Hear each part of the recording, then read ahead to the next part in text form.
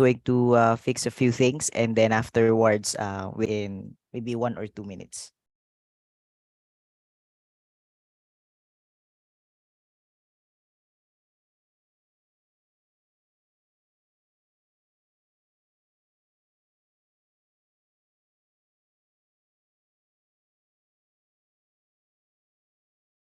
Or 2 minutes.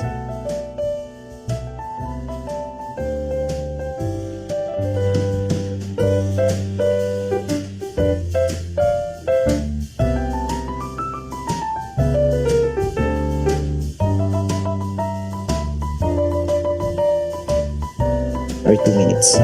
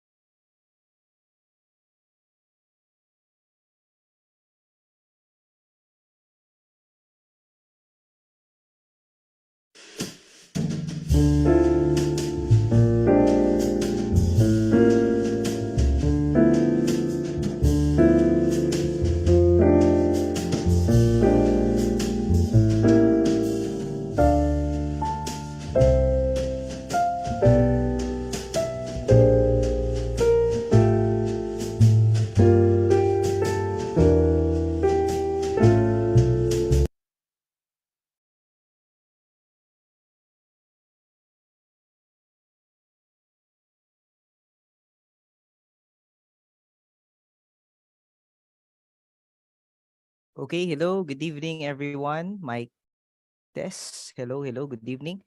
So I hope everyone can hear me loud and clear. Okay, okay ba yung audio natin?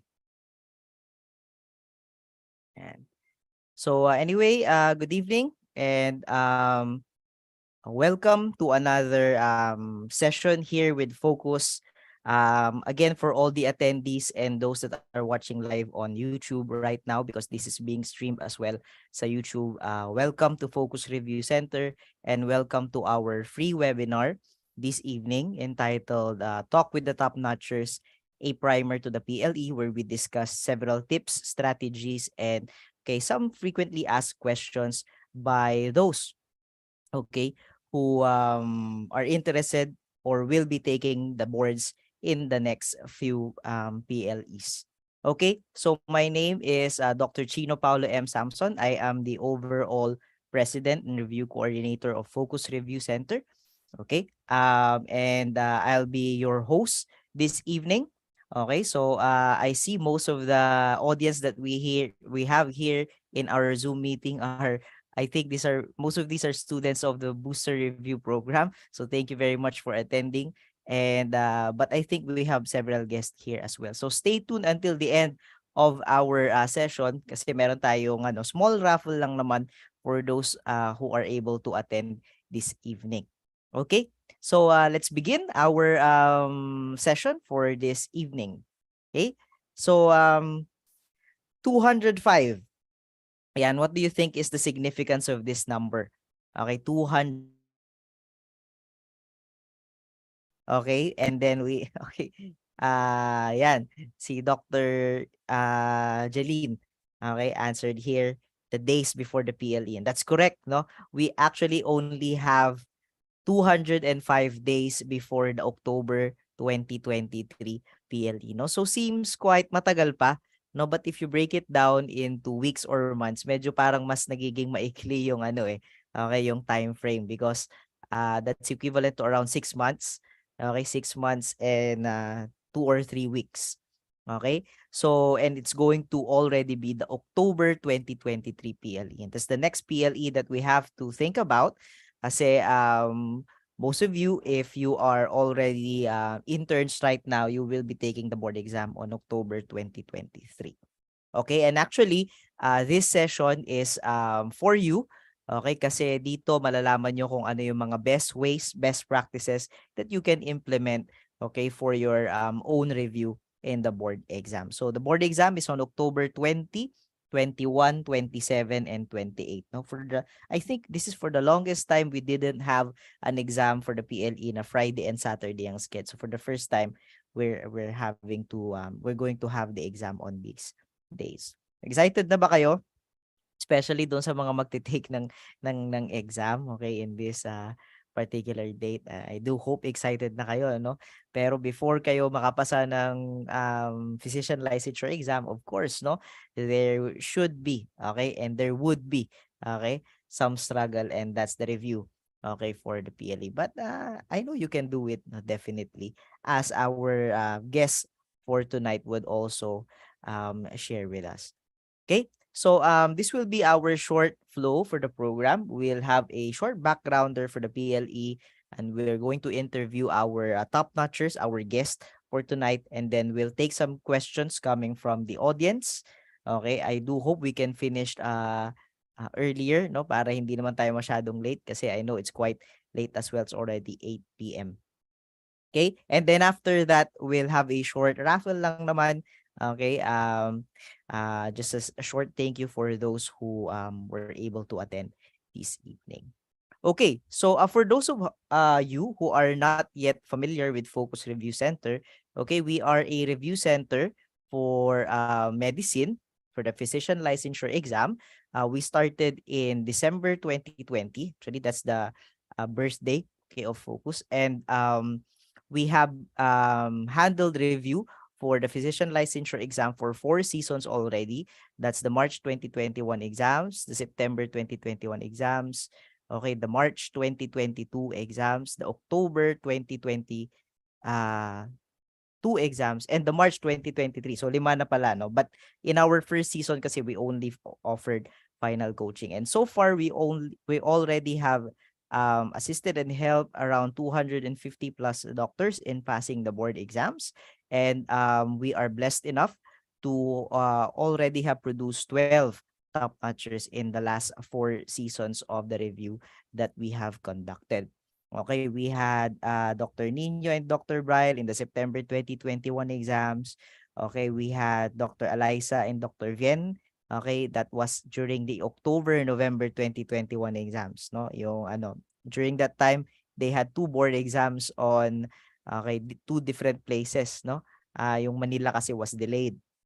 Okay, and then we had after that, we have Dr. Daryl, Doc Madeline, and Doc Sushmita. Um, who top okay the board exams in the March 2022 PLE. Okay, and then just before our recent top notchers, we had 2, okay, Doc Carla and Doc Kim, okay, who placed third and fourth in the October 2022 PLE. And of course, recently, okay, Doc Joanna, Doc Jumela, and Doc Marcus, okay, who placed third, eighth, and eighth, okay, respectively, in the last March 2023 boards. Okay, so we do hope that some of our audience here, hindi natin alam, no? Maybe one of you will be the next top notcher. I do hope so. Okay, na isa sa inyo ang magiging susunod na top notcher natin, okay, for the board exam. Okay, so currently we offer 2 programs right now.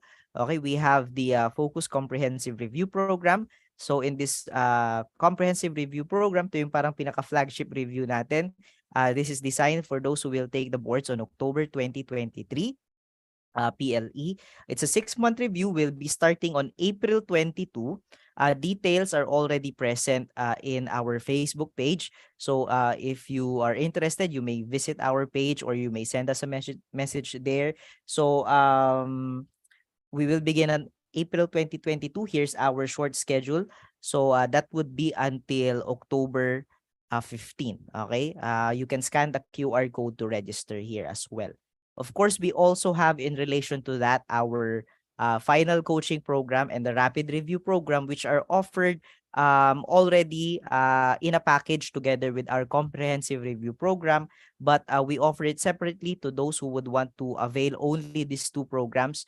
Okay, we usually open the enrollment for that around a month before we start our final coaching. So since our final coaching will begin on September 21, so more or less before the end of August, we'll be opening our enrollment for our final coaching and rapid review program. And of course, we also have our booster review program. This is designed for clerks and interns. So if you are currently a clerk, okay, you if and you are interested to have advanced studies for the board exam, so this is good for you. Our focus booster review program, currently it's already halfway through. Okay, we have already begun tier 2 of the booster review program. Okay, so if you are interested in any of these programs, you can send us a message in our Facebook page. Okay, or you may actually personally message me. Sometimes lang napupunta siya sa message request kaya hindi ko na-answer kaagad, no? But I try my best to answer all your queries naman. Okay, so let's have a short background of the PLE lang. So I know most of you are already familiar with the structure of the PLE. Okay, we have 12 subjects divided into 4 days. Okay, and actually, okay, the quantity of the information that you have to study for the boards is what makes the physician licensure exam a difficult exam. Okay? So, ang dami kasing kailangang aralin. Imagine you have to put, okay, all of that information in your brain, okay, for the next few months, okay, in order to pass the boards. And syempre, makakatulong dyan ang 4 years of your education and 3 years of your education and 2 years of your training in the hospital. Okay, but we do hope that we can assist you as well, okay, during these times na kailangan ninyo for the review. Okay, our Board of Medicine are the following. So we have our chairperson right now, Dr. Dalmacion, okay, which is an OB-GYN. Okay, we have the members of the board, Dr. Almoro, Dr. Nukum, Dr. Antonio, Dr. Laksamana, and Dr. Remo. Okay, these are the requirements, okay, for the board exam. So if we have here some of the audience na magtitake na October 2023, okay, please take note of these. Ito yung makakailanganin nyo, okay, as you apply for the boards. Hopefully, most of you kasi will be finished by, I think, July or August. So I hope ngayon pa lang, no, you are already mindful of these requirements so that there won't be any problems when you apply for the board exam. Okay, so much for that. Let's introduce now our speakers or our guest speakers for tonight. Okay, so first we have our first speaker. Okay, our first speaker is a graduate of Bachelor of Science in the University of Melbourne at Australia in 2016, where she finished in the top of her class. Okay, and she subsequently took her Doctor of Medicine degree at the University of Santo Tomas, where she finished again at the top of her class and as magna cum laude. Okay, that was in 2021. Okay, she was a previous scholar of Focus Review Center in our March 2023 comprehensive review program, and as well during the October 2022 reviews. Yun nga lang, she decided not to take during that time, but again, we had her for the March 2023 reviews, and again in the recent 2023 March 2023 PLE she placed third. Okay, so let's give a virtual round of applause to Dr. Joanna Go. Hello, Doc Joanna, and good evening. Yan. Hi, Doc. Good evening po. Good evening sa lahat. Okay. And then our second speaker, okay, our second guest, is a graduate where she finished second in her class. Okay, and she also placed fourth in the November 2015 nursing licensure exam. She then took her Doctor of Medicine degree at the University of Philippines, Manila, where she graduated cum laude, and she became our scholar in the March 2023 Comprehensive Review Program. And when she took the boards this March 2023, she placed 8th. Okay, so let's give a virtual round of applause as well to Dr. Chumela Mica Bautista. Hello, Doc, and good evening. Hi, Doc. Good evening po, and good evening din po sa lahat na nakikinig right now.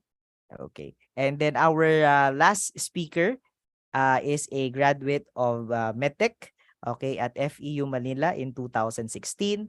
Okay, and he graduated he obtained his Doctor of Medicine degree at the University of the East Ramon Magsaysay Memorial Medical Center in 2021.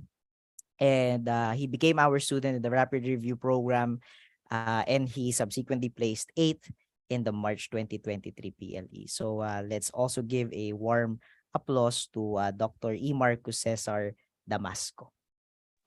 Good evening po sa lahat. Okay, so let's already begin. So most of this will be just question and answers. Again, if any of you, the audience, would like to ask question doon sa ating mga speakers for tonight, okay, please do so. Okay, kasi nagiging mas interactive yung session natin when we have your questions. Okay, and ito na yung opportunity nyo para magtanong, no? Kasi it's not every day that we meet top-notchers. Okay? So that's the overall purpose naman of this session, and that is to give us inspiration as well as their tips and strategies. Okay, so let's begin. Syempre, ang unang-unang tanong ko para sa ating mga top-notchers would be, how does it feel to have passed and topped the PLE? Okay, so syempre, unahin natin si Doc Joanna. Hello, Doc Joanna. How does it feel to have passed and syempre, no, becoming a top-notcher in the PLE? Sobrang humbling po, Doc. Sobrang saya, syempre. Sobrang unexpected rin kasi nung una, nakwento ko na to kay Doc Chino, pero tinawagan kasi ako ni Doc Chino nung lumabas na yung results. Before that, ang tiningnan ko lang list of passers kasi hindi ko naman talaga ini-expect na magta-top. Tapos nalaman ko lang afterwards na nung list of passers, nakita ko pangalan ko sa mga list of passers, masaya na ako, thankful na ako. Tapos nung nalaman ko afterwards na nakapasok pala ako sa top 10, parang feel ko na nanaginip ako. So medyo pa rin, nagpa-process pa rin. It's a very happy experience. It's a very humbling experience. Lahat ng pagod, lahat ng iyak, lahat ng mga mga pag-breakdown, parang medyo worth it lahat. So ayun po. Actually, I was already expecting Doc Joanna to top the boards, no? Like ko na sinasabi sa kanya yun because she was a long-time student of ours. So I was expecting it, but she was not expecting it. Okay, and most of the top-notchers actually are not expecting it. Okay, if we are going to be honest. How about si Doc Jumela? How does it feel to have passed and of course top the PLE? Okay, so Doc, parang same din po kay Dr. Joanna na sobrang saya, of course, and parang hindi rin kasi in-expect, especially since yung pong karoon ko nung PLE is yung top 4, and lagi kami mag-uusap every after exam since you could check yung mga answers, di ba, after the words or every after exam. So parang nagtatanong siya sa akin kasi siya gusto talaga niya mag-top. And parang every time na nagtatanungan kami, laging mali yung sagot ko to the point na parang nakaalam ako ng 15 na sure na mali sa patho, and like ang dami ko pang hindi pa sure na sagot during that time, and maraming subjects na nahirapan ako.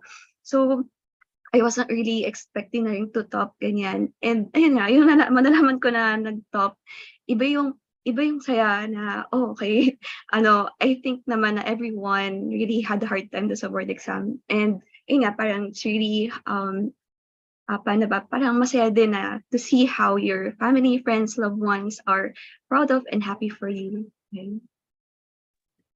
Doc, saan yung location ng bahay ninyo nung kasama mo? Kasi napakaswerte naman ng lugar na yan because in one dwelling, dalawa yung nag-top, imagine, no? Okay, so Okay po. mukhang merong dyan, magic.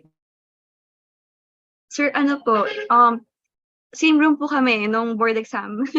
So yun nga, parang I every thought same bahay, yun pala same room. Okay? same room sa Sige. boards po. Ayun. Yeah. How about Doc Marcus? How does it feel to have passed and top to PLE, Doc? Doc, nung nalaman ko po yung results, nag-aantay ako ng food sa restaurant. Tapos nag-scroll lang po ako sa Twitter. Tapos bigla ko nakita na nag-post. Tapos ayun po, nag-celebrate na po ako sa loob ng restaurant. Ang ganda naman, no? Ready na pala for celebration kaagad si Doc Marcus during that time, no? But again, no, passing the boards really, no, is quite already a big feat for most doctors.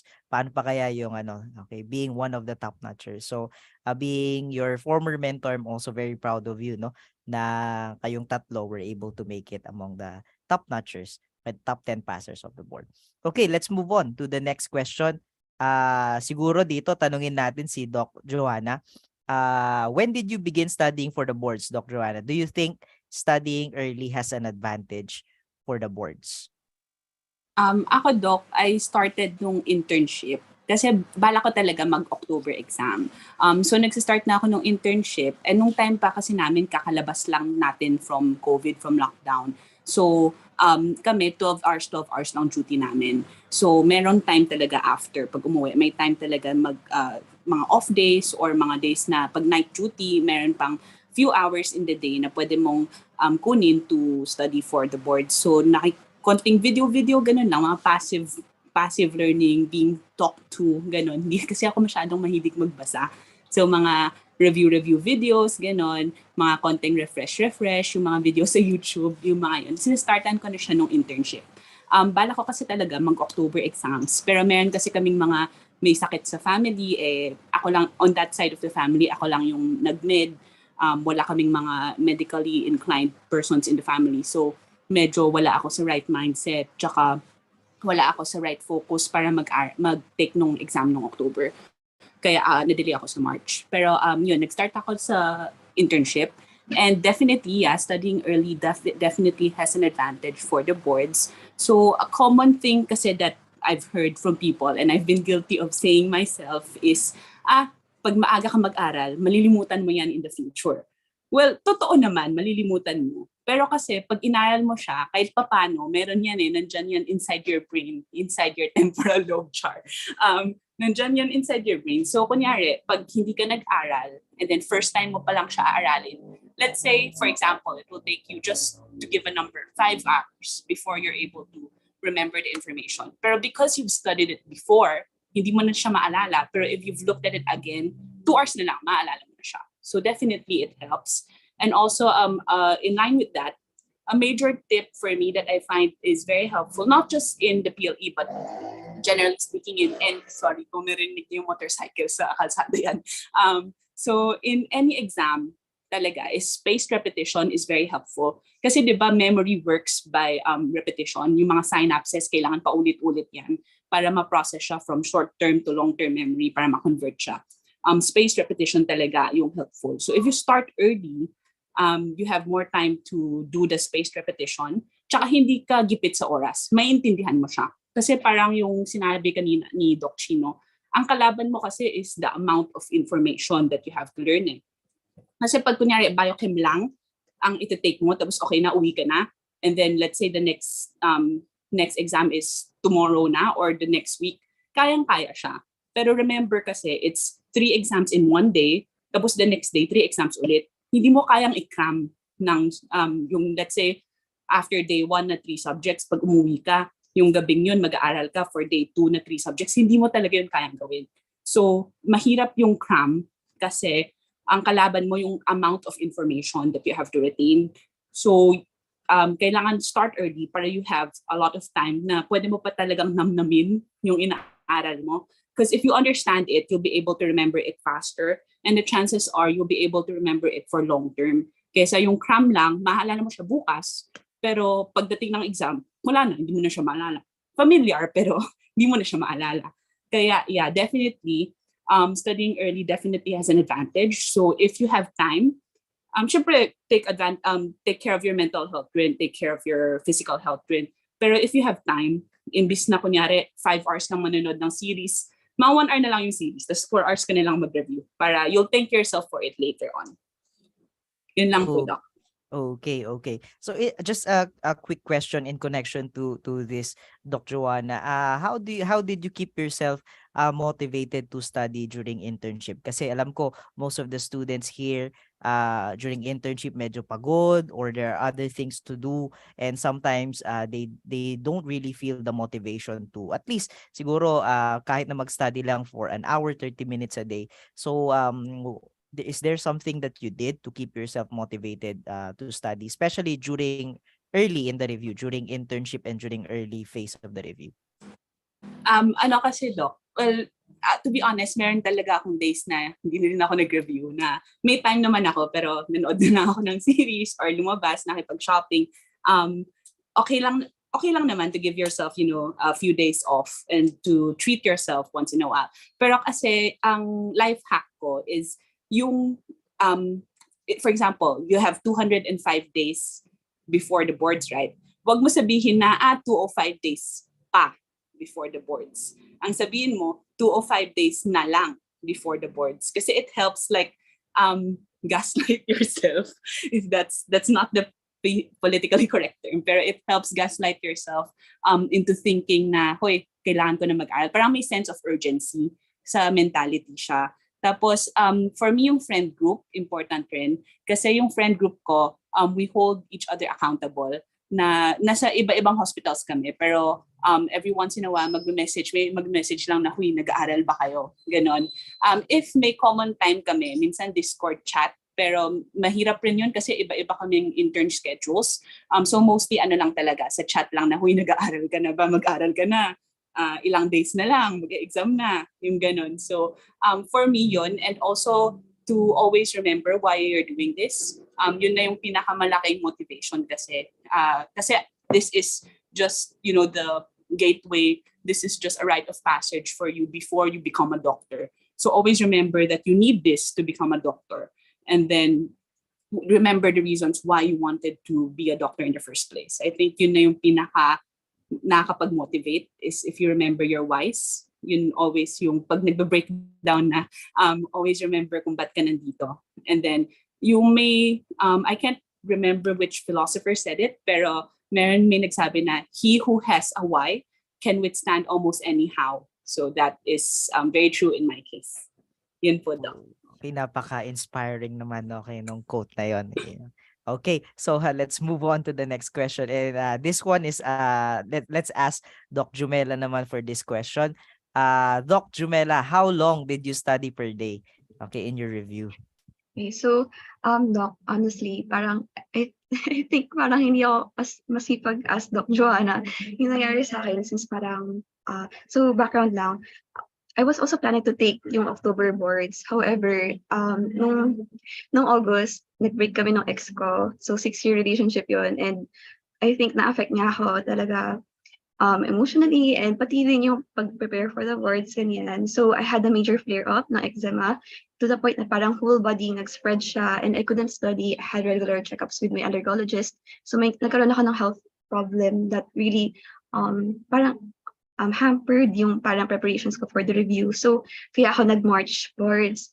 Ayun, I think na ako naman parang I wanted it to be a really chill na aral. Kasi ayoko like, gusto ko sana na parang ano yung flares and makontrol ko yung flares ko.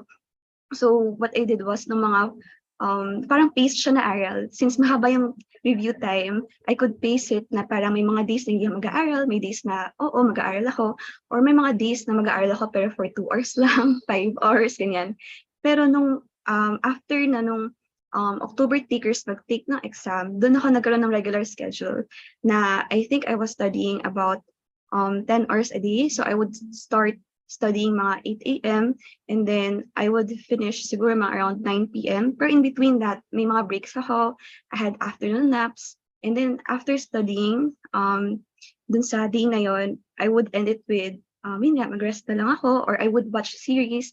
So, parang I think that this really worked for me para hindi rin ako madaling ma-burn out. And in my case, para hindi rin like mag-trigger ng another flare-up for me. Ayun. So bukod doon sa pressure of studying for the boards, there were health concerns. And I think very Yes. interesting no na nagkaroon din si Doc ng mga emotional problems. So you see our top notchers, tao rin sila. Okay? So nandiyan yan. And I think last time siguro not to dwell too much on the personals, but last time there was an audience who asked, Doc, how do I deal with heartbreak?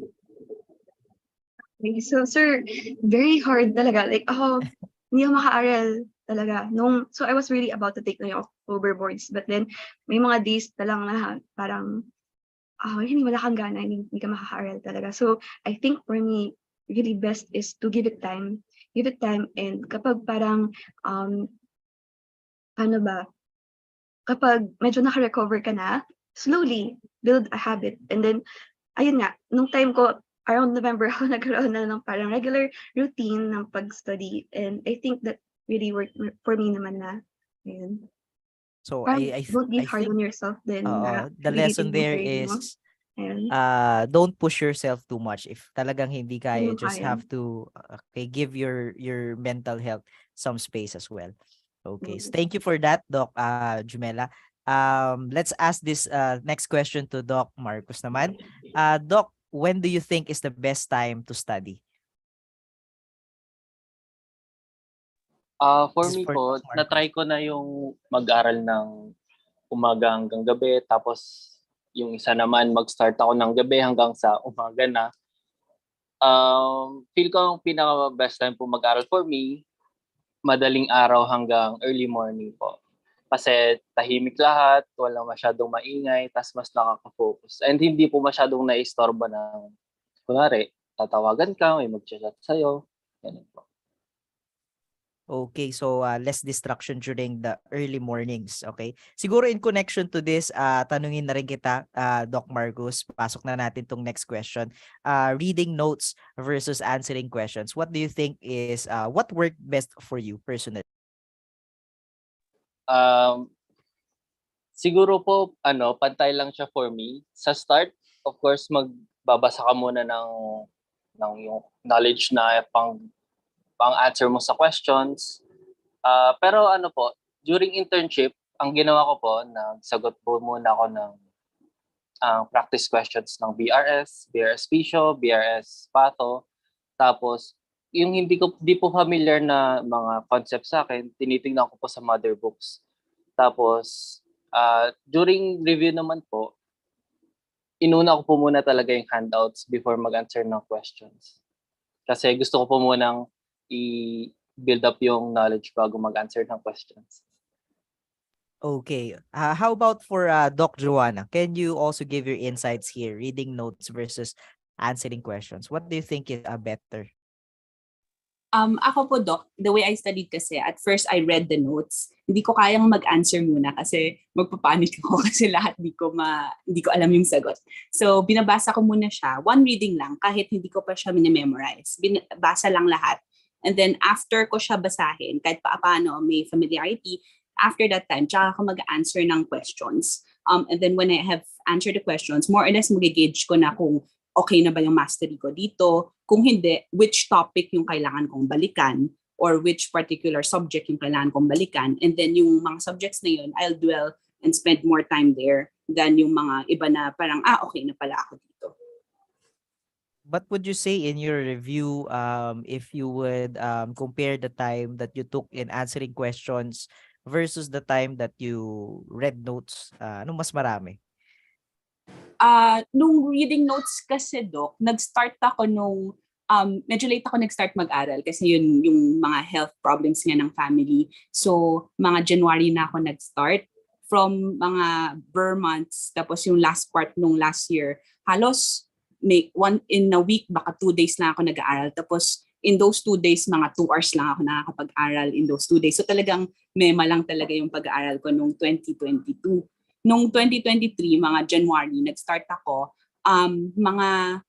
never ako nagpuyat actually. Kasi yun nga yung one of the, nalimutan ko sabihin kanina, yun yung one of the important things na starting early, you can give yourself a break na hindi ka nagpapanik. So, imbis na 15 hours per day for the next 2 months, gawin mo na lang 4 months na 7.5 hours per day. Mas maganda pa siya sa mental health and you actually cover the same amount of material naman. Pero to go back to the question, Doc, January kasi ako nag-start mag-aral. January and middle of February, nagno-notes ako. Tapos from middle of February to yung right before the PLE, and then during the week, nung day 1, day 2, tapos may 1 week na yon before day 3 and day 4, lahat ng mga yon nag-answer na ako ng mga practice questions. So more or less half-half. Okay. How about Doc Jumela? What do you think? Reading notes versus answering questions?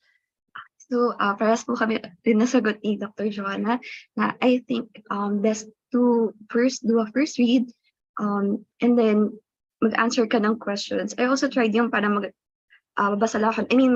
Kailangan magsagot ng mga questions. What happens is, nag-stick sa akin. So, mas maganda yung meron ka ng background knowledge and then you challenge it, ganyan. So, yung parang pag-challenge mo dun sa knowledge mo, that will reinforce your knowledge. So, mas madali mag-stick sa'yo, mas maalala mo siya in that way. For me, I think, depende rin naman sa person. Okay, so but the overall gist for that is definitely okay. You need to challenge yourself with answering questions. I think all of them would agree with that. Okay, let's ask this next question first to Doc Marcus. Doc, let's now go to specifically to your board exam. What do you think is the hardest and the easiest subject? Okay, in your in the March 2023 PLE, Doc Marcus. Doc, for me, hardest po, PrevMed. Hardest po siya hindi dahil sobrang hirap ng question, sobrang complicated. Hardest siya kasi first time kong makita yung concept na tinatanong. Like, hindi ko siya nakita sa any reviewer, handouts dati. So, ayun po. Kaya bigla po ako nung PrevMed. Like, after no exam, sabi ko, sana pumasa pa rin ako. Ganun po. Tapos, easiest naman po for me, LegMed po. Kasi yung mga tanong sa LegMed, like sabi niyo po, piliin mo kung ano tingin mo yung mabait. Ganun na lang din po yung in-apply ko sa LegMed. Which is, mga common sense naman po talaga yung iba. Oh, so gumana yung technique natin, no? Piliin mo kung sino yung mabait. Okay. How about Doc Joanna? What is the hardest and easiest subject for you in the boards? Doc, same po kay Doc Marcus. PrevMed talaga yung hardest. Yun yung lowest ko. Tapos for the same reason rin, parang yung mga questions dyan, first time ko lang na-encounter. And then, mini-mini muna lang ako sa ibang mga tanong. Tapos, easiest, legal medicine rin. Kasi a lot of them may ethics rin kasi. So, tama rin yung parang sinabi ni Doc Marcus na, sinabi niyo, Doc, na piliin yung mabait na sagot. Tapos, okay na. Tapos yung iba, medyo common sense. Kaya, legal medicine pa rin. Okay. How about for Doc Jumela? Actually, Doc, same. Same din ako ng sagot. So, add na lang, no? Kasi parehas naman yung sabihin ko din. Pero yung sa legal med kasi, kung ano yung mga tinatanong sa mga previous exams, kung ano yung topics na parang favorite, yun din naman usually, yun din yung tinanong dun sa boards namin halos. So, parang parang prepared ka na to answer it. Hindi siya katulad ng ibang subjects na may favorite na topic for that, for the previous board exam, and then may new favorite for this set of board exam. And okay, so ang common consensus, no, is PrevMed talaga yung mahirap. I think ever since it's been quite difficult, sabi ko nga, because of the wide variety of topics that can be asked in that subject. Okay, but again, as we always say, no, kung even if yung Topnotchers natin nahirapan, okay, so ibig sabihin lahat talaga nahirapan in that subject and it equalizes it for everyone. Okay, let's go to this next question. What if I did not read a lot during my med school days? So wala akong masyadong pondo during my med school days. What will you advise me as I approach the PLE? Let's go first to Doc Jumela. okay, so guys, it's okay. So, meron akong first na review center and then yung first na diagnostic test na na-take ko, since nag-take din ako na diagnostic test sa Focus, sobrang baba ng score ko. I realized na ganun siya kasi, guys, di ba, syempre, it's been a while din since nung mag-aral tayo ng mga basic sciences. So, talagang baba ko sa mga basic sciences noon. And, di ba, kapag naman nag-duty din tayo, halos katawan lang tayo. So, parang hindi na nare-review yung mga clinical subjects or hindi siya ganun ka-good ba yung parang hindi siya enough for you to take the words, ganyan. So, okay lang. Parang, I think na ito nang yung review season, ito na yung chance mo to really study and it will be enough. Trust me, okay lang. Parang feeling ko talaga wala akong alam by the time na nag-start ako mag-review. And yung importante naman is kung ano yung mga naging mo na knowledge at the end of it, yun naman yung diba? At the end of it, and you're about to take the board, yun ang pinaka-importante. Ayun. How about for Doc Marcos? Would you advise in addition to what Jumela said? What would you advise someone who medyo relax during med school and then ito na kailangan na mag-review? So how would you advise that student or doc? I think okay lang naman. It's not too late, but dapat during review season dapat ka lang. I-discipline mo na yung sarili mo, eliminate mo na all ng distractions. Tapos pero take care of yourself pa rin, take care of your mental health kasi pag na-burnout ka, mas malaking problema 'yon. Mababurnout ka, di ako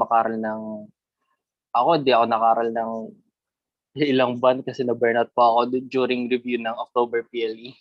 Kaya nag-batch na lang po ako kasi 2 weeks before ng October boards, parang nire-read ko na lang po yung mga quick notes ko, yung mga sinulat ko na must knows. Tapos hindi ko na matandaan. Tapos doon ko pa na-realize na parang hindi ko po kaya to kasi parang sobrang pagod ako nung time na yon. Tapos ngayong March, kahit one day before, parang hindi ako pagod. Kaya malaking factor tingin ko yung stamina before taking the boards para mag-take ng boards kasi malaking factor din po yung testmanship. Dapat fresh yung isip mo para ma-eliminate yung questions.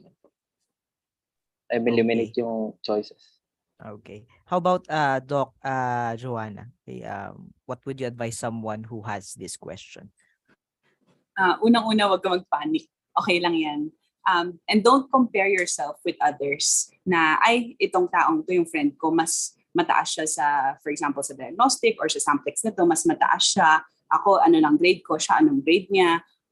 Wag ka mag-comparean kasi sobrang detrimental niyan. Nung share ko lang, nung day 1 ng boards, after nung anatomy exam, nakipag-compare ako sa friend ko. Tapos sobrang compare ng answers sa friend ko. Tapos sobrang dami naming different answers. Tapos nagpapanik na ako. As in, nung nagma-micro-exam ako, blank na yung utak ko. Hindi ako nakakapag-isip, nagpapalpitate ako. Tapos ang basa ng kamay ko, buong questionnaire ko, basang-basa. Kasi sobrang akala ko babagsak ako ng anatomy. Umabot siya ng point na yan. So, feeling ko, hindi pala feeling, alam ko na marami akong mali sa micro na pag hindi ako nagpapanik, hindi ko dapat yun mamali. Yung mga may not, except, yung mga yon hindi ko nabasa kasi sobra akong nagpapanik. Kasi nga, na-carry over siya ng anatomy. So, wag na kayo magtanungan. Wag na kayo magtanungan, wag na kayo mag-comparean. Kasi ang kalaban mo naman sa boards, hindi yung katabi mo eh. Kalaban mo sa boards yung sarili mo eh. Na dapat, tsaka kalaban mo sa boards yung passing rate. It doesn't matter how many people passed as long as you're one of the people who passed. So, wag ka mag-comparean ng answers, wag kayo mag-compare ng answers, wag kayo mag-compare ng scores. Kasi it will just do you badly in the long run. Tapos, so yun, wag kayo mag-panic, wag din kayo mag-compare. Kasi you still have time. You still have 205 days. Ngayon, gagawin ko ng 205 days pa. Hindi na lang 205 days na lang.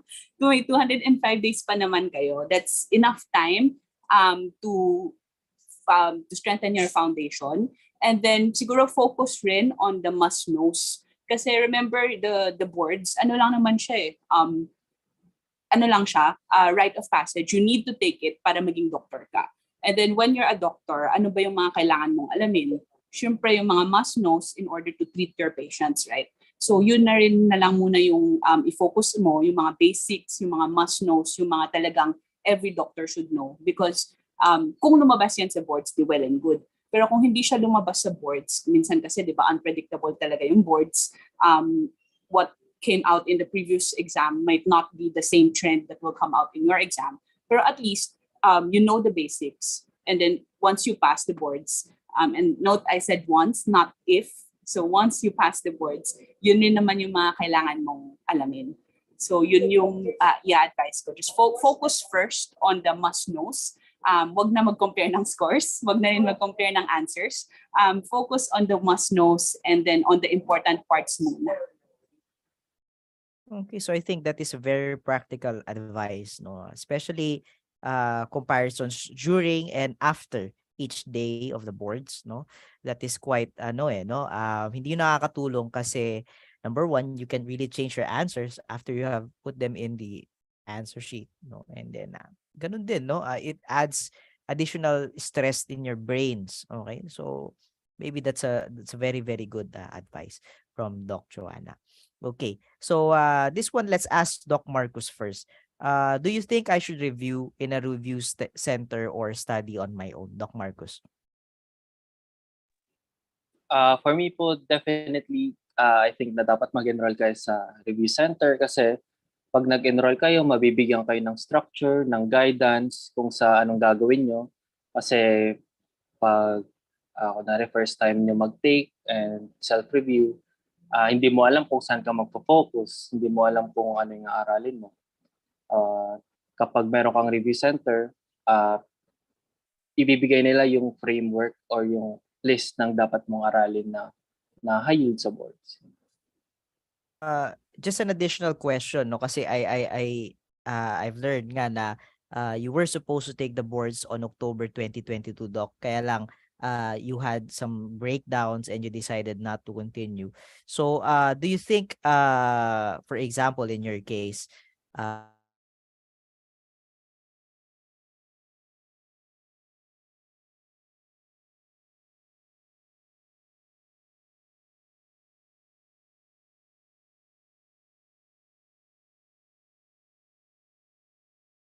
pinalad to pass the boards? I'm sorry, Doc. Naglag po ata ako. Hindi ko nakuha yung question. Sorry. Okay, so what I was saying was halimbawa, no, you have reviewed already for this season and then you decide not to take the boards. Okay, you would take it in the next one. Would you still advise to enroll in a review center for a second time around, or basahin mo na lang yung mga old handouts mo and notes mo coming from your previous review center? I think it depends po sa person, pero para sa akin po, if meron ka na experience mo na before and meron ka na nung handouts, I think okay ka nang mag self-review since nakuha mo na yung framework before and tawag dito. And hindi naman siguro ganun magbabago yung kung ano yung aralin mo sa kunwari sa October 2022 sa March 2023. Hindi naman siya ganun kalaki yung pagbabago ng aralin mo. So I think okay na yung self-review. Pero for me po, okay, kaya din po ako nag-enroll sa Focus kasi I think hindi pa enough yung na-cover ko na bases. Parang marami pa akong kulang. Kaya very thankful din po ako na nakita ko yung Focus sa bigla nag-i-scroll po ulit ako sa Twitter. Nakita ko yung Focus, enroll nga ako dito.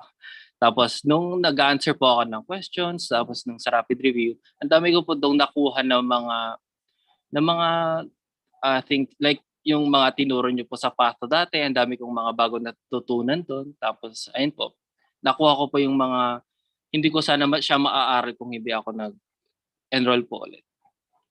Okay, so thank you for that, Doc. How about Doc Jubela? What do you think is an advantage of studying in a review center? Okay. So, yun po, yung maganda sa review center, yung repetition is key. Check na agad yun. If you review in a review center, and then they really hand out yung mga high yield na resources na kumbaga yung mga must knows na lang, ano yung makakatulong sa'yo for the board exam, nandun na siya. Like kahit yun na lang yung aralin mo. Personally, I didn't feel the need to review yung mga mother books natin. Ayun. So, and parang sobrang dami kasing information if you just like study on your own, diba? If like you just study the main books. So, may help ka with yung pagpili ng anong mga resources na lang yung aralin mo with yung review center. Tapos isa pa is yung test taking strategies. Okay din yung malalaman mo kung paano tanong yung board examiners natin dito sa Pilipinas. Kasi even if you answer yung mga BRS and blueprints, iba yung tanungan sa boards natin, guys. So, parang yung ituturo sa'yo ng review center kung paano magsagot ng mga tricky questions. Ayan. And lastly, I think yung ma-track mo yung progress mo. That's another important thing na na-contribute nung review center for me, na makita mo na ano yung kung talaga bang gumaganda ba yung scores through time from diagnostic to midterms to finals, and kung ano pa yung mga kailangan mong i-work on, ano pa yung kailangan mong aralin, ganyan. Ayan. How about Doc Joanna? What's your answer in this question? Review center definitely po for me. Kasi if hindi ako nag-review center, sobrang malolost ako. Tapos ma-overwhelm ako. Kasi sobrang daming information sa 12 subjects na yan. Tapos ilang pages ba yung books natin per subject? Ilang pages ba yung notes natin ng mid-school? Kung meron pa man kayong notes ng mid-school. So sobrang daming information talaga.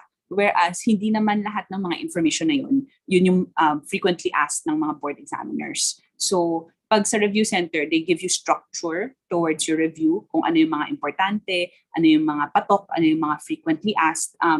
It may not be asked, pero at least there's a fighting chance na pag natanong ulit, alam mo. And then also yung mga, lalo na dun sa final coaching ng focus, yung mga practice exams, yun yung mga, binasa ko yung mga inaral kong exams nung mga questions before the boards, before ko mag-take ng boards, yun yung mga binabasa ko to gauge kung master ko na ba yung topic or hindi. So yun yung advantages ng mga review center. Tsaka parang it gives you a sense of security pag meron kang review center. Pag wala, siguro, ako kasi before the boards, mataas na anxiety ko.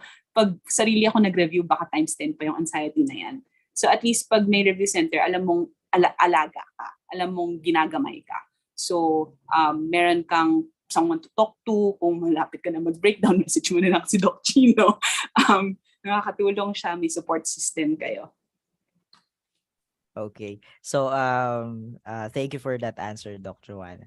So ito next question siguro, let's ask first Doc Jumela here. Do you think Focus Review Center, being a former student of this review center, has been helpful in your review? Ako, yes, definitely. So, yun nga, parang share ko naman na meron akong first na review center, pero due to life circumstances, hindi ko nasulit yung mga parang activities nila, na parang marami doon na miss out ko. So, dito sa Focus, I think ito yung talagang nasulit ko. Like, hindi ko man na-attendan yung mga synchronous session. What I like about Focus is ina-upload nila lahat online, and yung mga materials, they're available until the last day of the review. So kahit pa na ma-miss out may synchronous, okay lang. Walang fear of missing out. So parang nangyayari is I can really just follow what schedule I want, na parang every morning, doon ako mag-handout, and then sa gabi, doon ako mag-check ng mga resources ng Focus. So, ayan, yeah, very helpful. Yes, I think that is one of the things that we really advocate, no, is yung mga students, no, they create their own schedules that is most effective for them. That's why although we encourage them to attend yung mga synchronous sessions, more than that, we give importance to their own pace of the review. That's why we handle it such a way na binanggit ni Doc Jumel. How about Doc Marcus? Si Doc Marcus naging student na lang namin during rapid review eh. Okay, how do you think a Focus Review Center help you in your review? Doc, actually, before, the night before nung first day, tsaka the night before nung second day, tsaka third day, fourth day, ang inaaral ko lang po nun yung final coaching ng Focus. Kasi parang nabibigyan na ako ng confidence kasi lalo na po yung mga Q&A questions sa pharma and yung sa legmed, inaral ko po yun the night before. Inaral ko ulit the night before. Tapos, ayun po, madami naman, ang nakakatuwa kasi madami din pong lumabas sa mga questions na yun. Na lang at nabalikan, no, and just na-refresh just before the board exam. How about for Doc Joanna? Definitely, Doc. Very helpful talaga. Yung maganda kasi sa focus, maaga siya nagsa-start. I think earliest ata, if I'm not mistaken, among the major review centers, earliest nagsa-start yung focus. So yun nga yung sinabi natin kanina, mas maganda na mag-start ka ng maaga para may time kang to fully process, to fully analyze and understand. Hindi yung minimemorize mo lang na, sige, tanggap na lang, wala na kasing oras.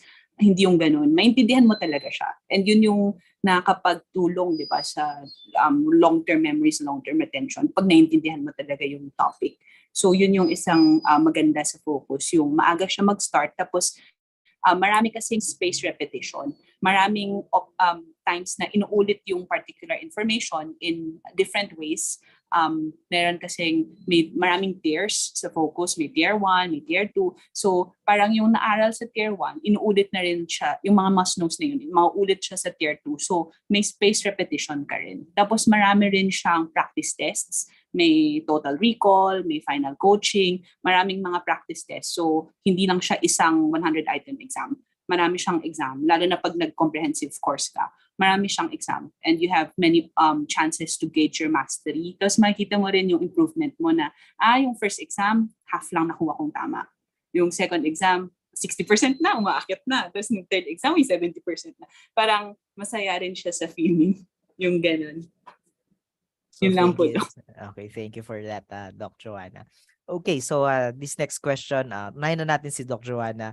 What is your biggest realization after you took the PLE? Biggest realization, siguro na po, yung kahit sino man, you would always feel that you're not prepared before you enter the PLE.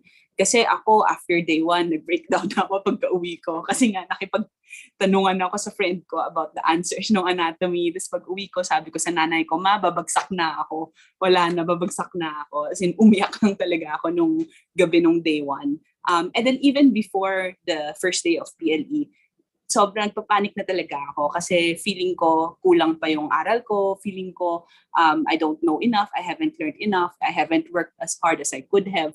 Lalo na hindi nga ako masyadong nagpupuyat, natutulog ako, tapos may mga naps pa ako in between. Tapos feeling ko parang, huy, ba't ganun ka mag-aral? Sabi ko sa sarili ko, parang, ba't ganun ka mag-aral? Yung mga friends mo, puyat na puyat, di na natutulog. Tapos ikaw, ganun ka mag-aral, may oras ka pa para mag-de-stress ng 30 minutes ng YouTube the night before. Parang, di ka ata papasan nito. Yun yung internal monologue ko. Kaya sobrang taas ng anxiety ko. Pero yun nga, yung biggest realization ko siguro is no matter how well you've studied or no matter how well prepared you are, you will always feel that you're inadequate. And that's normal kasi naman 12 subjects, all of medicine, sobrang laki talaga, sobrang broad talaga ng scope. It's impossible for you, sino ka man, it's impossible for you to be able to cram 4 years worth of medical knowledge into, tapos minsan yung mga questions, specialty level pa, o di 4 plus 4, 8 years worth of knowledge into 2 months of review or 3 months of review. Imposible talaga yun. So okay lang, don't be too hard on yourself. Basta you did the work, you put in the effort. Wag yung wag yung mema-mema, syempre iba na yun pag mema-mema lang. Pero pag basta you know in yourself na you gave it your effort, you did your best, you can do it. You are ready, even if you think you're not.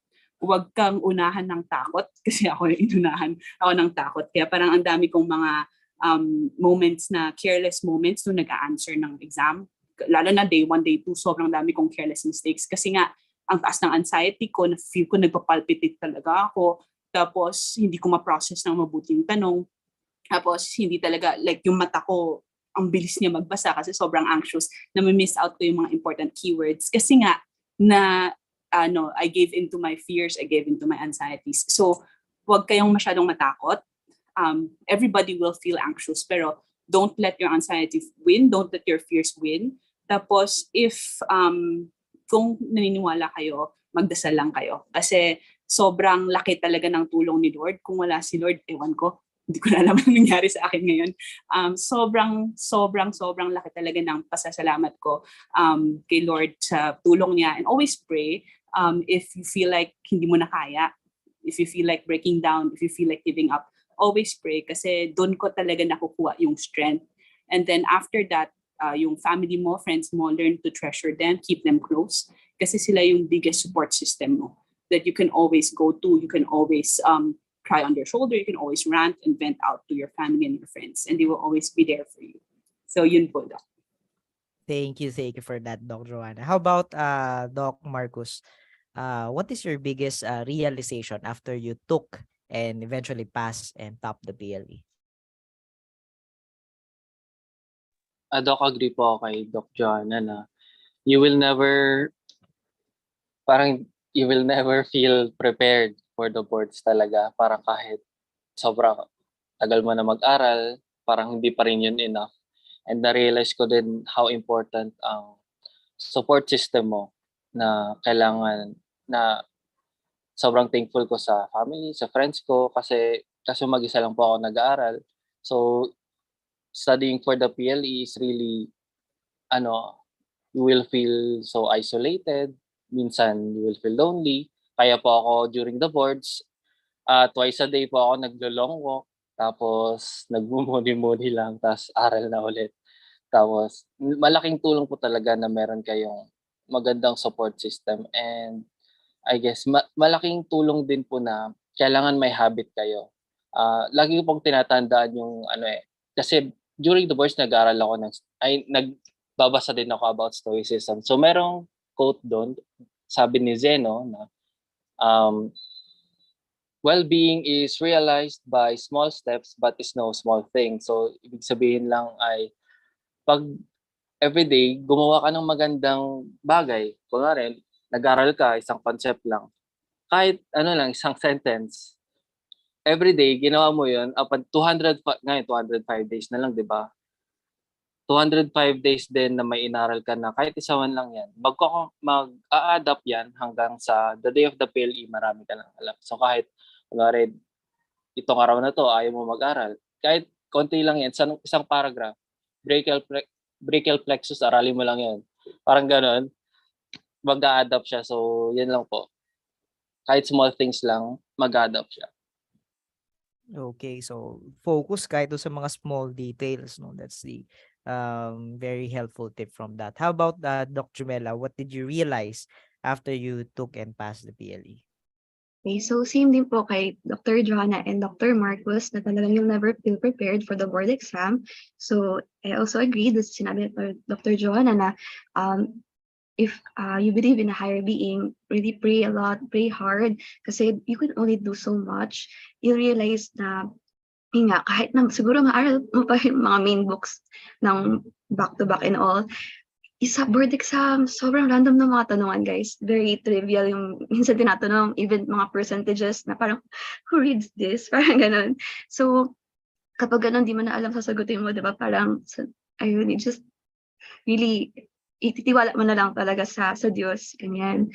Kaya, ayun, always pray. And then, I think for me naman, very important yung while reviewing for the boards, you also take care of yourself. Kasi if hindi okay yung health mo, I think that will also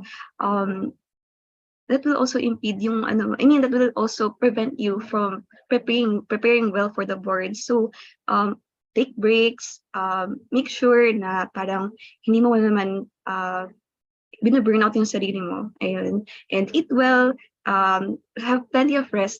Yun nga, katulad kay Dr. Joanna, hindi ako nagpupuyat. I always make sure na I have around 7 to 8 hours of sleep every night kasi in that way, mas ma-process mo yung mga inaaral mo. Ayun. Okay, so thank you for those words of wisdom from our doctors. Okay, let's ask the three of them as well dito, no? I failed in the last PLE. What can I do to help raise my chances of passing the next PLE? Let's ask Doc Joanna first. First of all, wag mo na isipin yan. If you failed, don't let it define the next phase of your journey. If you failed, wag kang matakot na you will fail again. Kasi if you do that, wala eh. It's going to be a self-fulfilling prophecy eh. If you think na, ay, babagsak ako, babagsak ka talaga. You go into your next PLE thinking na, you know what, I'm stronger now. I've fallen, but I've gotten up. I've learned from my mistakes. Papasa talaga ako nito. Claim mo na siya. Claim it, manifest it. In terms of kung ano yung kailangan pwede mong gawin, siguro think about what went wrong in the last PLE. Nagkulang ka ba sa aral? Or if not, baka nag-focus ka sa bagay na hindi pala high yield. Or what happened? Parang assess yourself, assess what you did in the past PLE na what you did wrong. And then in doing that, sa next PLE, mag-focus ka naman dun sa mga things, mga shortcomings mo nung previous PLE. Pero yung another thing siguro, wag ka rin maging kampante sa mga subjects na pinasa mo last time. So kasi after the PLE, lalabas siya, you'll be able to see yung grades mo per subject. Tapos minsan sabihin mo, alam mo, highest ko sa so-and-so subject. So for this particular PLE, hindi ko rin naaralin. Or 2 days ko lang yung naaralin. Minsan kasi yung trend ng questions, hindi siya predictable.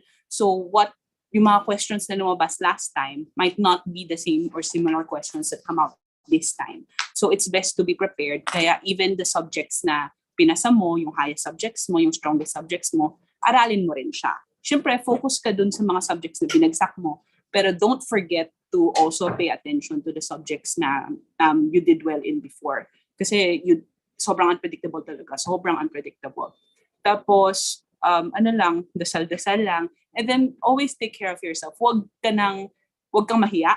It's okay. It's normal. It's not something to be ashamed of. It's not something to be embarrassed of. It's not something people would judge you for. In fact, ako personally, sobrang saludo ko talaga sa mga retakers kasi grabe yung fortitude, grabe yung resilience, grabe yung strength para mag-take again. Hindi ko alam kung ano mangyari sa akin, kung kaya ko ba yan. So sobrang naka-inspire nga yung mga stories ninyo.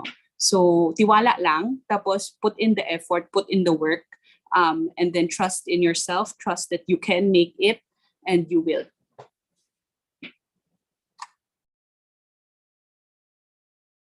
How about Doc Jumela? What's your advice to someone who failed in the last PLE and will be retaking it again?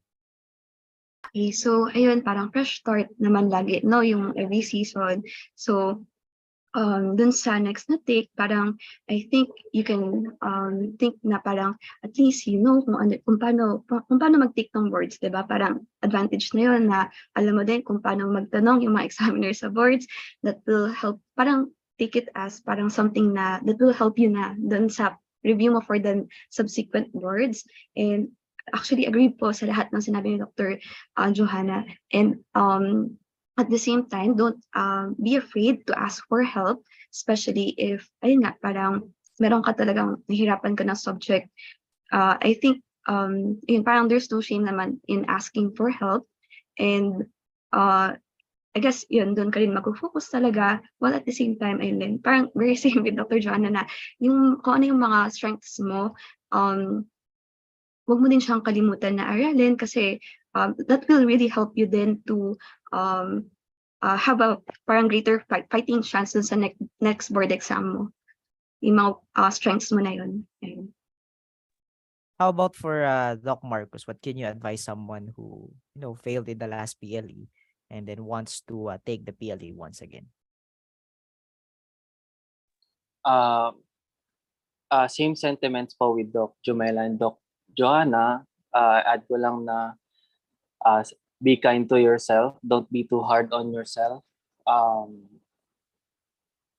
If possible, mag-take ka ng break after nitong boards. Kahit take as much time as you need to para mag-reset ka. And also, yun nga, nasabi nila na cover your weaknesses and know your strengths and weaknesses, cover all your bases na, and isipin mo kung ano yung dapat mong ma-improve from last time. Okay, so I think yun nga, summary of all of that is make sure that you learn from your past experience and use it as your springboard, okay, para ikaw ay makatalon and eventually you pass the boards this next board exam. Okay, so siguro last na lang, no? And again, no, if meron kayong mga tanong sa mga audience natin that is here right now, you can type it in the chat box. You can comment it directly to me, okay, to my profile here in Zoom. Okay, siguro last for the questions here. What is your advice to future takers of the PLE? Let's go first with Doc Marcos. Advice ko po, like yung sinabi kanina na advantages kung mag-start ka na ng maaga, start now. Mag-aral ka na, aralin mo before ka pumasok ng OR, aralin mo yung case, aralin mo yung case na pumasok sa ER, mga ganun. Mag-start ka na rin magbasa ng basics, kahit ang inuna po kasi inaral mo na fisio, inaral ko lahat ng concepts bago pumunta sa mga memorization. And start ka ng, aralin mo na rin yung micro, yung mga classification, and ayun po. Mag-start ka na ng habit na kahit gaano man kaliit yung inaral mo, mag-aral ka. Kahit isang sentence lang. Basta gawin mo siyang habit. Okay, how about Doc Jumela, your advice message to future takers of the PLE? So I think yung number one is to prepare for the words that you want to top it. Kasi alam mo yung quote na shoot for the moon even if you miss, you'll land among the stars. So ang mangyayari kasi if you really psych yourself or parang mag-ano ka na mindset na I want to top the words, you will over-prepare than under-prepare, and that will give you higher chances of passing the boards, which is yun naman yung parang main goal natin lahat. And diba? Who knows? Baka mag-top ka pa, which is bonus siya. And then sa boards wise, I think yun nga parang create a habit, tama yung sinabi ni Dr. Marcus. Dapat ano na rin, before you start yung studying mo, I think dapat distribute mo na no doon sa months na yon kung kailan ka mag-aaral para ma-distribute mo din mabuti kung I mean magkaroon ka rin ng parang days for rest, like ma-plan ahead mo siya na magkaroon ka ng balance between yung time for rest, for recreation, and for study.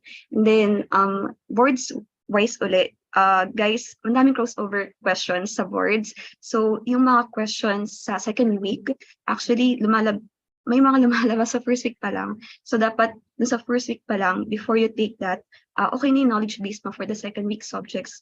And vice versa, dun sa second week, dapat huwag mong kalimutan yung mga first week subjects kasi nga, you'll never know, they may come in handy. Yeah, I guess yun pa yung advice ko. Okay. So how about Doc Joanna? What's your advice to future takers of the PLE? Agree po ako, Doc, sa sinabi nila Doc Marcos, Doc Jumela, yung slow and steady talaga. Slow and steady wins the race, a little at a time, as it will build up into something big. So always take the time that you have now. If you have free time now, kunin mo na, gamitin mo na, mag-aral ka na. Kasi later on, magpa-pile up lahat yan. Tapos magugulat ka na lang na, ay, dami ko na palang alam. And then also, spaced repetition really works. Don't just do, for me personally, don't do fission now and then forget about it na until the boards kasi chances are malilimutan mo siya. So spaced repetition of all the 12 subjects. Ako kasi nung nagre-review ako, let's say more or less 50% nung per subject inaaral ko for all the 12 subjects. And then after that, binabalikan ko yung the remaining 50% para kahit paano may fresh pa sa utak pagdating ng boards. Tapos, always remember to understand what you're studying. Kasi always talaga yung kalaban mo sa boards, yung dami. And then yung kailangan mo talagang master yung mga topics. Hindi lang siya yung familiar. Kasi pag familiar lang pagdating sa boards, lahat familiar patay. So kailangan master mo talaga siya. And the way you master it is pag inintindi mo siya. Hindi lang yung, sige, tanggapin ko na. Ito yung fact na to, tanggapin ko na, hindi ko naintindihan pero tanggapin ko na. That's not gonna help you in the long run. Kasi it's not like med school na aralin mo siya tonight, bukas, tinake mo yung exam, Tapos after that, nalimutan mo na. Okay lang yan, papasa ka naman sa med school pag ganun yung nangyari. Pero sa boards, hindi mo siya pwedeng i-cram lang kasi talagang 3 subjects per day, tapos the next day another 3 subjects, hindi yan kaya. So always understand what you're studying and then try to do slow and steady chunks of it para pwede kang mag-space repetition. Integration also very important. Kagaya ng sinabi ni Dr. Jumena, subjects na basic subjects nandun sa clinical, basic subject questions meron sa clinicals. Tapos yung mga sa basics naman, sometimes may clinical questions rin. And also it helps rin, parang it helps form a bigger picture in your brain pag ini-integrate mo. So for example, nag-aaral ka ng IM, merong infectious disease sa part ng IM. Try mo na rin i-integrate yung micro doon, integrate yung pharma, integrate mo na rin kung merong physio. Try to integrate all of that kasi that will give you a clearer understanding of the person. Di ba yung tao naman kasi hindi naman siya box, hindi naman siya compartment. It's a whole human being. It gives you a better understanding. Ako mas na-appreciate ko yung medicine, mas na-appreciate ko yung mga inaaral ko. Pag kunyari meron akong inaral sa handout na to, sa IM, tapos meron akong nabasang gamot. Binalikan ko yung pharma. Ano ulit mo nito? Tapos, ganun kasi oo nga pala, kasi itong virus na to, retroviral, may reverse transcriptase pala. Kaya ito pala yung gamot na ginagamit para i-inhibit yung reverse transcriptase. Yung parang ganun. So it helps you integrate, tapos mas maintindihan mo. Tapos, hold yourself responsible, but at the same time, be kind to yourself. So, alamin mo in yourself kung kailan ka burnt out. Kung burnt out ka, by all means, rest. Take the day off. Go do whatever it is you wanna do. Pero at the same time, kailangan mo rin alamin kung pagod ba talaga ako or tamad lang ako. So, yun yung important question to ask. Kasi minsan, ako, guilty ako nun eh. Ginagamit ko minsan as excuse. Hindi naman actually ako burnt out. Ayoko lang mag-aral. So, sinasabi ko sa sarili ko, alam mo, pagod na ako. Self-care muna, self-care. Pero sa totoo lang, hindi ko naman actually kailangan ng self-care nung day na yun. Tinatamad lang talaga ako. Pero other days na talagang alam kong burnt out ako, okay, talagang bahala na. Itong day na to, hindi ako mag-aaral, matutulog lang ako or lalabas na ako or something. And then, remember your whys. Always remember your whys talaga. That's what my whys have saved me through 4 years of med school. It has saved me in internship. It has saved me in boards. And it will probably also save me for the rest of my medical journey. Kasi yun talaga yung reason kung bakit natin to ginagawa sa sarili natin eh. Yung mga paghihirap na to, bakit natin to ginagawa. And also trust in yourself. Kaya mo yan. Akala mo hindi mo kaya, pero kaya mo yan. And then if you believe in God, definitely trust in God. He will never leave you astray. So yun lang po, Doc. Okay, so thank you very much for those kind words, Doc Joanna, Doc Jumela, and to Doc Marcus. As for me, I'll give you my advices. Hopefully, when we meet each other sa Focus Review Center. Pero I think I share the same sentiments din naman, kagaya ng ating mga doctors. So we have a few questions here coming from our audience. Siguro let's ask first Doc Joanna na lang for this first question. Okay. First question is, any tips for test-taking skills po, Doc? Okay, so Doc Joanna, can you give your insights? Test-taking. Test-taking, first of all, wag kang matakot. Wag kang unahan ng panic. Kasi sometimes, lalo na sa boards, there are questions na hindi siya straightforward. Pag binasa, ang haba-haba ng question, isang paragraph yung question. Tapos, pag binasa mo siya, parang, ano to? Hindi mo, pati yung tinatanong ng question, hindi mo naintindihan. So, okay lang yan. Huwag kang magpanic. Basahin mo ulit. Second, third reading, mag-highlight ka or circle or mark mo yung questions. And then you'll be able to find keywords sa mga questions that will help you understand kung ano yung tinatanong. And then same rin sa answers. Kung may ma-eliminate ka, eliminate mo na kaagad. Tapos, focus on the keywords na not, except yung mga yun, sobrang dami kong points na sinayang kasi hindi ko nabasa yung not, hindi ko nabasa yung except. Tapos pag nagdi-discuss kami ng friend ko, may except pala yun, -1. Yung mga ganun. So sayang points yun eh, kasi alam mo dapat yung sagot. Mali lang yung sagot mo kasi hindi mo nabasa. And wag kang magmadali. The boards is not a test of speed. okay lang na last ka mag-submit. You don't have to be the first person to submit. At least that way, you give yourself time to process less errors kaysa yung nagmamadali ka. Okay, so I think very helpful yan, no? Just take your time. Okay, you have 2 hours where you consume all of it. Okay, wala namang harm in passing or the last one to pass. Okay, just personal experience when I took the boards, even during my medtech days as well as during my PLE. I was always the one, okay, na huling nagpapasa. And I think it gave me time to make sure that I covered everything. Unang-una, wala akong na-miss na item.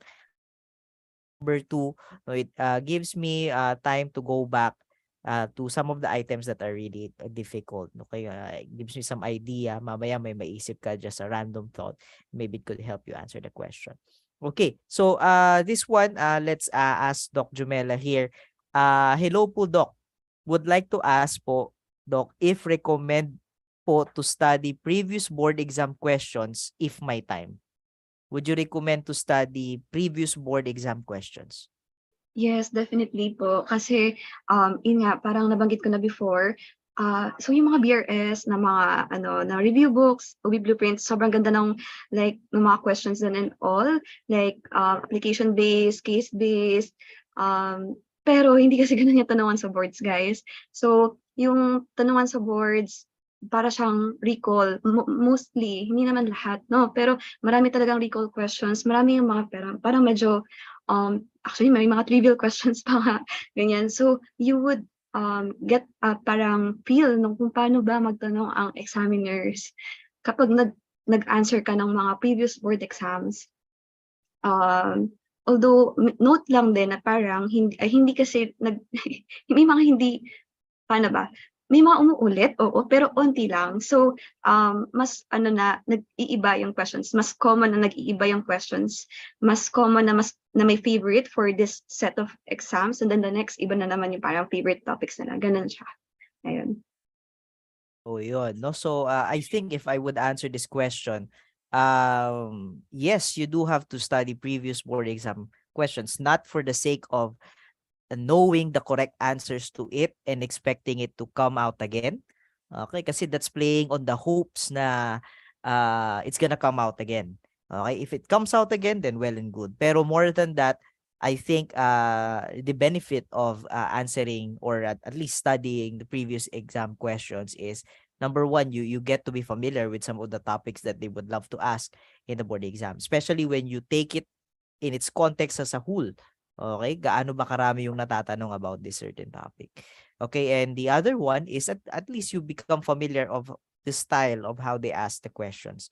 Okay, kagaya nung sabi ni Dr. Mela, it's quite different from the review centers, from the review questions coming from review books, okay, such as BRS and all of the similar books that come with it. So I think it's a good advantage if you get to be familiar with the style of the questioning. Okay, so wala tayong mga additional questions. Still, if you have, no, we will still take some questions. Kung meron pa, you can type it in the chat box and we will ask our guest for tonight. But let's proceed to the next portion, no? So let's give just an appreciation certificate of appreciation to our speakers for tonight. Okay, so I will just send a copy, no, sa ating mga speakers for tonight as well for our certificate of appreciation. But just let me read the content. So this is a certificate of appreciation. This certificate is presented to Joanna Go, MD, for sharing her valuable knowledge as a guest speaker during Focus Review Center's Talk with the Topnotchers prior to the PLE, tips, strategies, and FAQs given this 29th day of March 2023. No, the same for Dr. Jumela Mica Bautista and to Dr. E. Marcus Cesar E. Damasco. Okay, so doctors, dun sa mga guests natin, thank you very much for your time. Salamat sa mga information, tips, strategies that you have shared with us tonight. I do hope all of our audiences will be able to carry it. Okay, pag sila naman yung magtitake ng boards, hopefully, no, once they pass the boards, sila din, okay, ang ating matanong, okay, kung ano yung naging struggle nila during the boards, how they were able to cope up with it, eventually how they were able to pass the board exam. And I do hope our three speakers for today, mga guests natin, we can have them as lecturers perhaps, no, in Focus Review Center, similar to other of the other top-notchers that we had in the past review seasons. Okay, so if wala nang mga additional questions, I think wala nang additional questions coming from the chat box here. Let's go to our short raffle. Okay, very short lang naman ito. Let me just share here. Ang gagamitin na lang natin is the Excel that we have prepared. Wait a sec. Let me just share it. Okay, so inform ko lang, no, yung mananalo sa mga raffle natin are only those who registered, okay, in the raffle. If you are in this meeting pero hindi kayo nag-register, unfortunately, we cannot select. Okay? So, sample lang to, hindi pa si Dr. Maria yung nanalo, no? So, meron tayong 2 winners of 500 GCash. Okay, so let's select here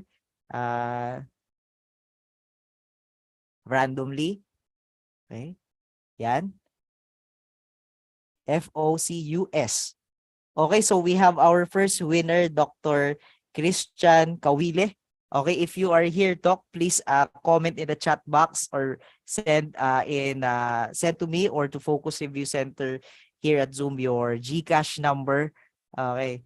Yun, present. Okay, so Doc, please send your GCash to Focus Review Center account here sa Zoom. Okay, para ma-take note namin yung iyong GCash account and we'll send you your prize. And then let's select another one. Okay. So, isa pa. Okay. See here. Okay. Again, no, FOCUS. Okay, we have Maribel Atiwen. Okay, Dr. Maribel Atiwen. Okay, if you are here as well, okay, please, okay, message us your GCash. Okay, if hindi naman and you are able to watch it, kasi take note, this will also be uploaded in our YouTube channel. So please subscribe to our YouTube channel as well para mapanood nyo all of the free videos that we offer here at Focus. We also plan to conduct some few free na mga lectures perhaps in the near future. So I hope subscribe kayo in that channel. So Doc Maribel, if you are here, please comment your GCash number and send it to us. Okay. So let's go to the last part na lang siguro, no? So again, no, just a few final words. Before I mention this siguro, can we have a short photo ops? Okay, Doc, our secretary Jana, can you take a screenshot of all of the participants here? Okay, pwede ba? Okay, and if you could switch on all of your cameras para meron naman tayong remembrance that we had this free webinar for everyone, then siguro we can have it.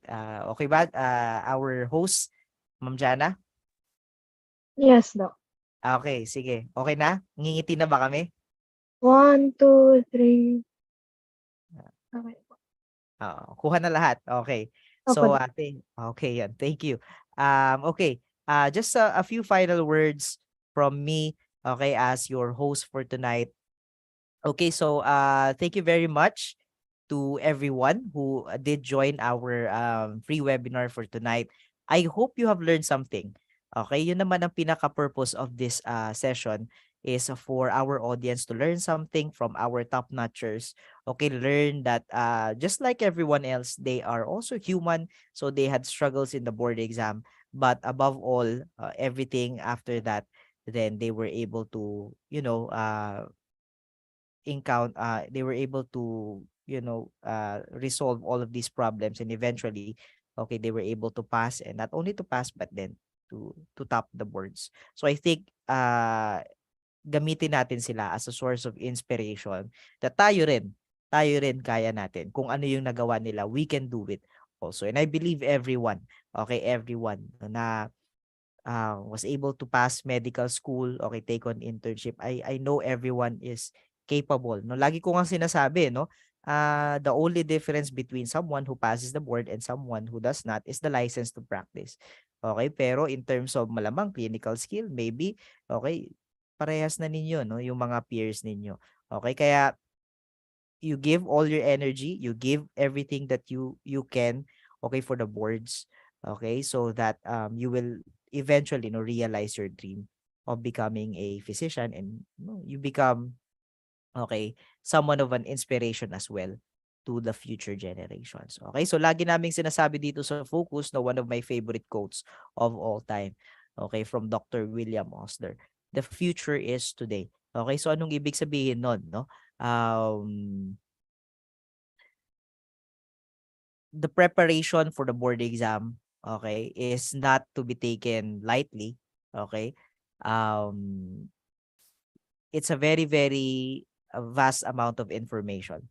Okay, maraming kailangang aralin. And the earlier that we can start your preparation, the better. Okay, it's always better to, sabi nga ni Dr. Mela kanina, I think she was the one who mentioned it, to over-prepare rather than to under-prepare. Okay, so if you do something very good today, that will help you definitely tomorrow. Okay, so begin your future as early as today. Okay, and we do hope that Focus Review Center can be partners with you, okay, as you go and reach your dreams of becoming a physician. Okay, so maraming salamat to everyone that attended. If you have any questions or clarifications, okay, you can always visit our Facebook page, facebook.com/Focus Review Center, or send us an email, focusreviewcenter@gmail.com. Okay, so maraming salamat. This is Doc Chino Paulo M. Samson. Again, thank you very much. And we do hope that magkita-kita tayo ulit this time, okay, already in Focus Review Center's sessions. Okay, we do hope that we can guide you as you take on your journey of becoming a physician. Maraming salamat to everyone. Maraming salamat to our three speakers for tonight, Doc Joanna, Dr. Mela, and Doc Marcus. Maraming salamat to all of our audience. And as I always say here at Focus Review Center, okay, stay safe, okay, and of course, stay focused. Thank you very much and good night.